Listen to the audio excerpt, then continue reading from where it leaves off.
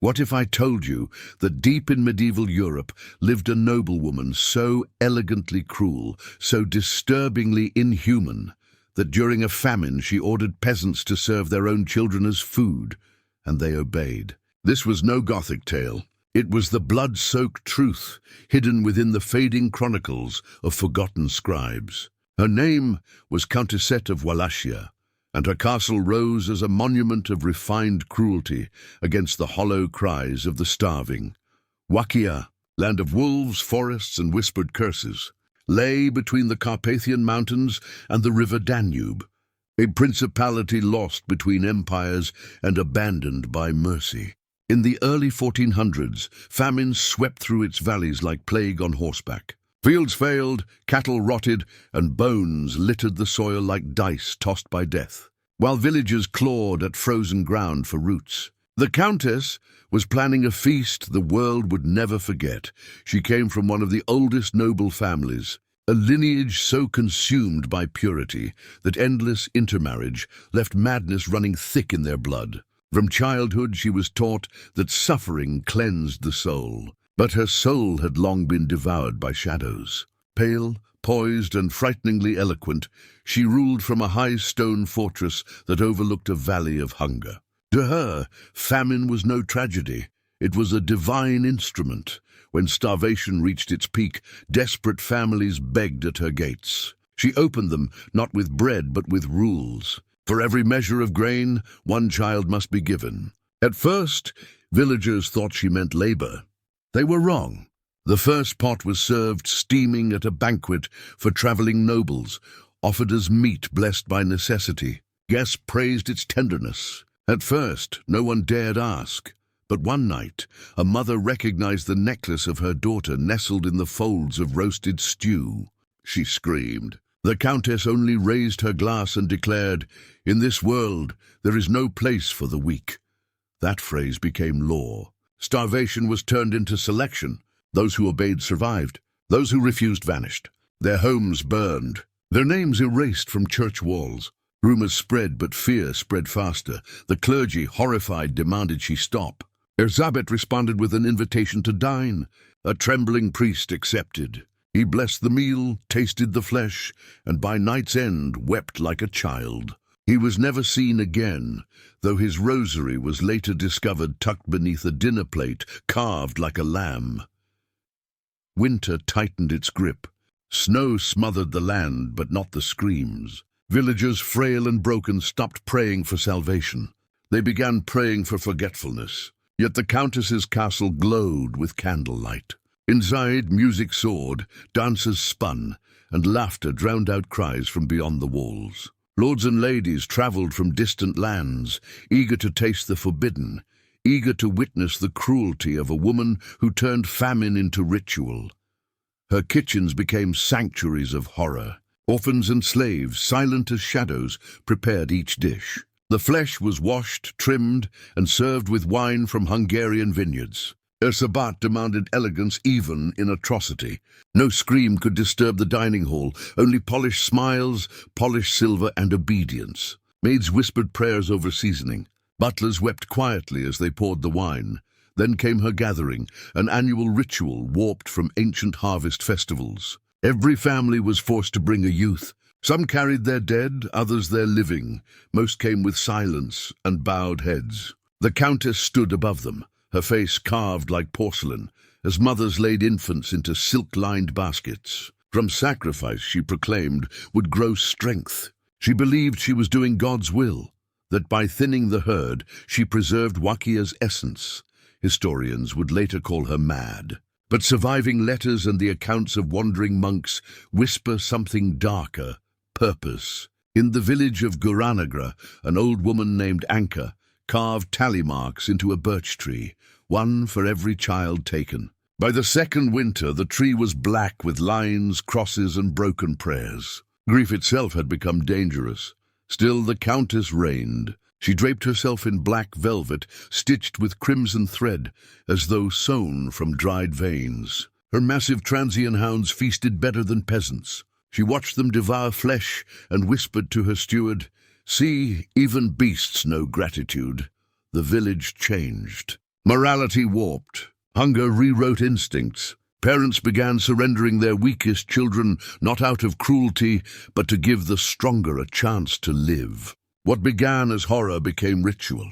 What began as resistance became religion. And in this altar of despair, the Countess stood as high priestess, but one boy escaped. His name was Kalin. Barefoot and frostbitten, he fled after seeing his sister carried away in a sack. For 2 days he wandered before collapsing at the monastery of St. Flora. The monks saved him. His tongue was frozen, his voice faint, but what he whispered into the abbot's ear would change everything. The soup screamed. The monastery sent a scribe and a brother knight to investigate. They posed as merchants seeking favor. The Countess welcomed them easily. Why hide? The poor had no voices. At her feast, the scribe noticed strange carvings etched into the silver bowls, symbols of binding from old Orthodox rites. She caught his glance. "They purify the flavor," she said with a smile. That night the knight vanished. The scribe discovered only a blood-stained apron and a carving knife beneath his guest bed. Terrified, he fled before dawn, riding until his horse collapsed. Later, his journal surfaced in Prague, published under an anonymous name. It was banned within weeks, but not before its rumors raced across Eastern Europe like fire through dry fields. Nobles turned away. Letters from Vienna and Kov warned Erzsébet to stop. She did not fear kings. She feared nothing. "They eat veal without asking which calf," she wrote in one letter. "Yet they scorn me for making famine functional." Her defiance was not madness. It was logic sharpened by hunger, dressed in silk. One spring, when the ice melted and the earth softened, peasants unearthed a hidden chamber behind the stables. Inside were hundreds of bones, small bones, arranged in perfect circles. Some still wore red ribbons, as if once offered as gifts. The Countess claimed it was an ossuary to honor the dead. No one believed her. No one dared question her, until the day of fire came. A girl named Mela, orphaned by famine and fueled by rage, crept into the manor at dusk. Armed only with a lantern and a rusted blade, she slipped through the kitchen. The hearth still glowed, but no servants stirred. In the pantry, she found rows of hanging meats, no pigs, no lambs, no deer, only braids of human hair, necklaces strung with baby teeth, and a single jar labeled "Silence." Mela screamed, but the walls swallowed her cry. A maid dragged her before the Countess, who studied the trembling child and said, "You are brave, but bravery is not survival." Mela was not executed. She was made servant. From that day, every pot she stirred whispered back to her in voices she knew too well. The children trapped inside the castle changed. They never spoke unless commanded. They never laughed. Their eyes blinked out of rhythm with the world. They glided like shadows through the halls, hands clasped, mouths shut. Some said Erzsébet taught them that words awakened memory, and memory invited madness. Once a month she staged what she called the Evening of Merit. Villagers were summoned to her courtyard. Families who had surrendered the most, children, livestock, tools, stepped forward to receive her blessing, a slice of warm bread dipped in broth. The rest watched, empty-handed, as trembling mouths devoured it. A lesson, she called it, a holy ritual of discipline. But in silence, rebellion stirred. Among the broken, a man named Yosef, once a schoolteacher, began scratching messages inside barn doors. He wrote of resistance, of hidden grain, of courage returning. His words were jagged and short, etched with broken nails, smeared in soot and blood. He became a ghostly whisper in the night, the voice that said, "She can bleed," Erzsébet noticed. She always noticed. Yet instead of punishing the village, she invented a new game, the trial of faith. Each week a family was chosen at random. One member was locked in a wooden cell with a bowl of food and a knife. The food was real, but the knife was poisoned. If they ate alone, they lived. If they shared, both died. She called it virtue. The villagers called it damnation. One day, a wandering minstrel arrived at the gates. Blind, cloaked in patchwork, he claimed to bring a message from the Pope. He sang of falling stars and rising beasts. Curious, the Countess invited him inside. In the middle of his performance, he tilted his head toward her throne and whispered, "Even you cannot eat your way out of judgment." She smiled. That night he vanished. Only his lute remained, strings snapped and dripping red. Seasons lost their names. Villagers no longer spoke of spring or autumn. They whispered of the season of meat, the season of ash. Language itself bent beneath the weight of horror. Children born in famine were nameless, numbers murmured in code by mothers too afraid to love what might be taken. Then, under a blood-orange twilight, smoke rose from the monastery of St. Laura. Raiders, it was claimed, had set it aflame. But survivors whispered a darker truth, that Erzsébet herself ordered its destruction after the abbot declared her excommunicated. Her soldiers burned holy texts, shattered relics, and nailed crucifixes upside down over the ruins. Faith, she said, is only as strong as its fire. Rumors reached Bucharest, but rulers, distracted by their own wars, turned away. Wakia was a province best abandoned to its own madness, and Erzsébet paid her taxes. Gold shone brighter than screams. The silence of kings became her shield, yet cracks appeared within her walls. Servants dropped dishes. Maids forgot their prayers. Dogs refused to enter certain halls. One cook swore she saw a child's face blink inside the soup. Another hanged herself in the larder, carving a single word into her arm. Forgive. Erzsébet dismissed it as hysteria, but even she began locking her doors at night. The castle had started to whisper. Stones moaned. Doors sighed. Mirrors reflected rooms that did not exist. And beneath the kitchens, in a sealed crypt no one remembered building, there was a sound, slow, steady, like breathing. Guards sent to investigate never returned. Only the echo came back, and the echo spoke her name. One evening, the Countess stood alone in her grand hall, staring into a mirror that no longer reflected her face. Instead, the mirror showed a courtyard filled with children staring back, silent. Still, their eyes hollow as burned-out stars. She struck the glass with a candelabrum, shattering it into shards. By morning, the mirror was whole again, and the children were closer. Desperate to regain control, Erzsébet ordered a festival, not of meat, not of merit, but of music. She summoned fiddlers, dancers, and acrobats from across the land. Villagers were forced to attend. Wine flowed, fireworks split the sky, yet no one smiled.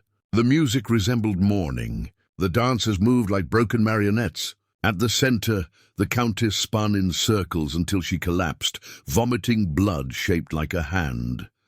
That night, she dreamed of a banquet where she herself was the feast. Her faceless guests smiled, their teeth glistening like knives. She awoke in sweat, her sheets drenched in salt. Servants found her at dawn, sitting at her bed's foot, whispering, "The silence is eating me." More fled. Horses were discovered dead, tongues severed.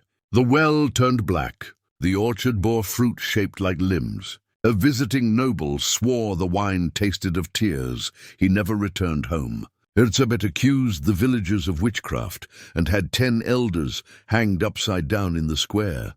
Their bodies swung in rhythm with a wind no one could feel. In a final attempt to restore order, she summoned the last witch of the marshes, an old blind woman called Baba Mila. "You have stirred the bones," the crone said upon entering. "And now they stir you." The Countess demanded protection. Mila only smiled, toothless and sad. "There is no protection, only payment." Erzsébet offered gold. Mila laughed. She offered blood. Mila shook her head. Finally, the Countess whispered, voice cracking, "To be forgotten." Mila nodded. "Then you shall live forever in screams." That night the witch vanished. But the sound of whispering children echoed through the castle louder than ever. The villagers, gaunt and half-mad, began digging their own graves. Hope for salvation was gone.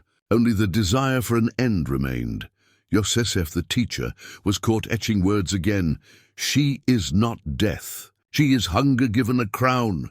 Dragged before Erzsébet, she asked him why he still resisted. His answer, "Because someone must remember how to be human." She did not kill him. Instead, she caged him like a bird, forcing him to write endless praises in her honor, pages of lies. But on his own flesh, carved with a spoon handle, he wrote one truth: hell is not fire. Hell is watching and doing nothing. In time, even his screams went silent. Winter returned. But this time there was no grain, no meat, no children left. Only silence and snow. The Countess wandered her halls, seeing faces in the frost. She tried to sing but forgot the words. She tried to pray but remembered no gods, only taste, only hunger, and finally nothing. The end came quietly. The gates stood open, the courtyard empty, her throne abandoned. Villagers found her in the kitchen, seated beside the fire, hands submerged in a boiling cauldron. She was smiling, her last words spoken to no one and everyone. At last, I am full. They buried her without priest or hymn, only cold earth and colder hands. The castle was sealed with chains, its doors bricked shut. Crosses were nailed upside down, not as curses, but as warnings. Do not open. Do not enter. Let her rot with her hunger, but she did not rot. Days later, storms unearthed her grave. The coffin was empty, claw marks etched inside the lid. Some whispered she had risen. Others swore she had never truly died. Either way, the castle stood silent and watching. For decades, no one dared approach. Forests swallowed the path. Maps erased the name. Birds avoided the trees. But children of Wakia still whispered her name at firesides. And sometimes, during famine, meat appeared mysteriously in the village square, wrapped in velvet, still warm. A century later, foreign scholars arrived in search of truth. In the cellars they unearthed bones, hundreds of them, carved with strange symbols. They found portraits with eyes scratched out and a journal written in 3 unknown languages. None of it was ever published. The lead scholar returned home with only a small token, a silver spoon from the Countess's kitchen. Weeks later, his wife vanished, then his child, then his dog. He was found one morning gnawing his own hand, muttering, "She's still hungry." The spoon was gone. The case was never solved. Erzsébet of Wakia became legend, then myth, then something else. Her tale was retold in taverns, scratched on prison walls, whispered in soup kitchens. A warning, yes, but also a mirror. For the true horror was not her cruelty. It was how quickly desperation made it possible. Centuries passed. Wars rose and fell. Kingdoms came and went. Yet in every famine-stricken village, in every hollow stair, there flickered a trace of her. Not ghost, not flesh, but a question. What would you do to survive? And in that question, she lived on. They were cold, precise, written like ledgers. 1 child, 2 weeks of grain. 1 sibling, 4 servings. No sorrow, no plea, only numbers, only hunger. The researcher later burned the papers, claiming he heard weeping rising from the ink. At the monastery ruins of St. Flora, now only moss and rubble, 1 wall still endures. Carved into the stone, faded by centuries of rain, is a single phrase. She wore famine like a crown. Beneath it rests a small handprint, no larger than a child's. No one knows who left it. No one dares to, and so her story is told not to honor, not to indulge, but to remind. Power without restraint becomes appetite, and appetite without limit becomes legend. Erzsébet of Wakia is not a ghost. She is a question, a silence, a reflection. And when the world forgets how swiftly hunger bends the soul, she returns, draped in velvet, smiling. Centuries after her death, Erzsébet remains largely absent from official records. The church branded her the devourer. Historians dubbed her the Countess of Silence. But the people of Wakia kept the truth alive. In their lullabies, they warned children not to cry at night or she would hear them, and she would feed. Her ruined castle still stands, reclaimed by ivy. The gates rusted shut, yet travelers claim to hear cutlery clinking behind the walls or to smell soup drifting through the air, though no pot boils. One visitor recorded laughter, soft, high-pitched, undeniably inhuman. He erased the recording, but not the memory. In the archives of vanished noble houses, there lingers a peculiar family tree. The Draculsti, the Basarab, and at the margins, Dravaga struck out in red. No heirs, no marriages, no continuations, only a single branch circled with ink, fed by ashes. The ink glistens, as if wet even centuries later. Psychologists use her name as an archetype, the Erzsébet complex, where control, deprivation, and isolation drive morality into collapse. Soldiers under siege, refugees in camps, survivors on lifeboats. Each echo her logic, her whisper. Better one dies than many. Better to eat than be eaten. A modern artist once attempted to recreate her dining hall. She copied every candle, every plate, every blade. But midway through, she abandoned the project, claiming the walls began to weep. Salt water filled her studio. She now paints only in white. When asked why, she said, "I've seen enough red." Even today in politics, leaders reference the famine throne, a term born of Erzsébet's legacy. It means ruling through fear, masked as necessity, enforcing survival through suffering, staring into hollow eyes and calling it policy. Her shadow haunts literature, again and again. The cold hostess, the velvet tyrant, the feast without mercy. Yet no writer dares name her outright. To name her is to recall. To recall is to invite her back, because the true terror lies not in her deeds, but in our agreement with them. That unspoken assent when she declared, "This is the price of order." For Erzsébet was not spawned by monsters. She was raised among people, fueled by approval, justified by famine, adorned with wealth. She is what emerges when systems prize efficiency over empathy. And once chosen, that path is nearly impossible to abandon.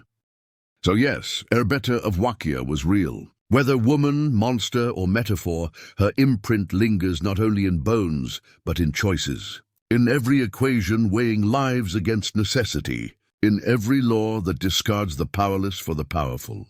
In every dining table scrubbed too clean. And the most chilling truth? She no longer needs to return. We keep her alive, not in body, not in castle, but in decisions made under hunger, under fear.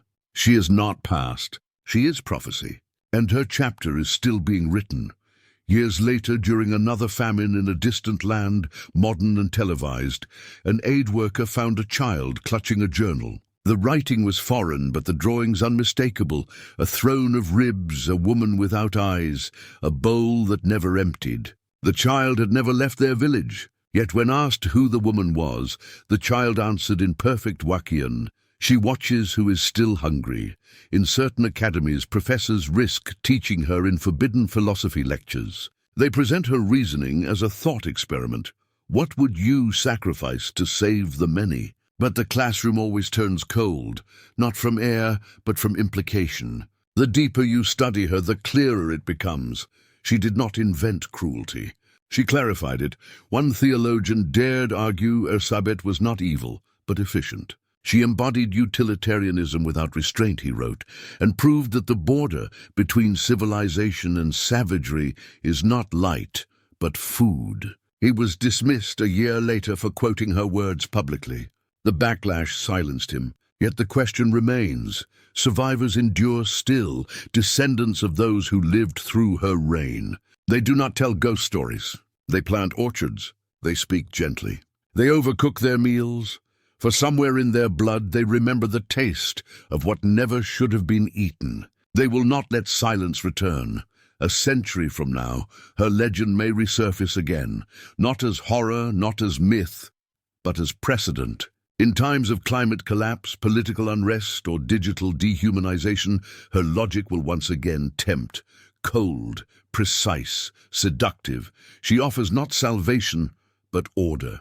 Not mercy, but clarity. That is her danger. That is her allure. So we must not fear her, but fear becoming her. Fear the moment when sacrifice becomes strategy, when empathy feels wasteful, when hunger is called weakness. That is when her footsteps echo loudest. Not in the past, but in our present. On winter nights by hearths or empty fridges, people still whisper her name. Not aloud, but inwardly, in warning, in shame, in recognition. For even if her castle crumbles, even if her bones lie scattered, the fortress she built was never stone. It was made of choices, and choices never die.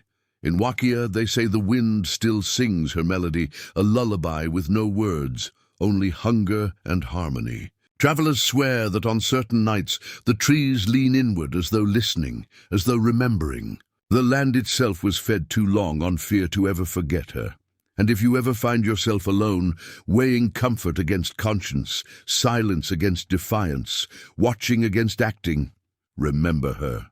not as ghost, not as beast, but as reflection. For she is what rises when compassion starves, what smiles when morality falters, what thrives when humanity falls. So light your fires. Share your bread, speak loudly, and never allow hunger to decide for you. Because in every famine, whether of body or of spirit, there waits a countess, and she needs only one silence to feast again.